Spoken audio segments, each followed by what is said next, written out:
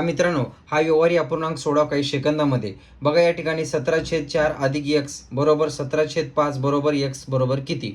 या ठिकाणी उजवी बाजू आहे आणि या ठिकाणी डावी बाजू आहे. या ठिकाणी बऱ्याच विद्यार्थ्यांना प्रश्न पडतो की प्लस x इकडे घेऊन जायचा की 16/5 इकडे घेऊन यायचा.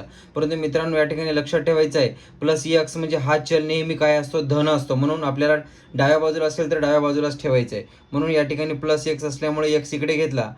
उजव्या बाजूला 16/5 आणि परत डाव्या बाजूची इकडे गेल्यानंतर इकडे कोणतं चिन्ह नाही, म्हणजे वजा प्लसचं चिन्ह असेल, म्हणजेच या ठिकाणी गेल्यानंतर वजाबाकीचं चिन्ह होईल. 17/4 अशा प्रकारे आपण पाहू शकतो. 16×4 = 64 वजा 17×5 = 85 आणि त्यानंतर या दोन संख्येचा गुणाकार 5×4 = 20.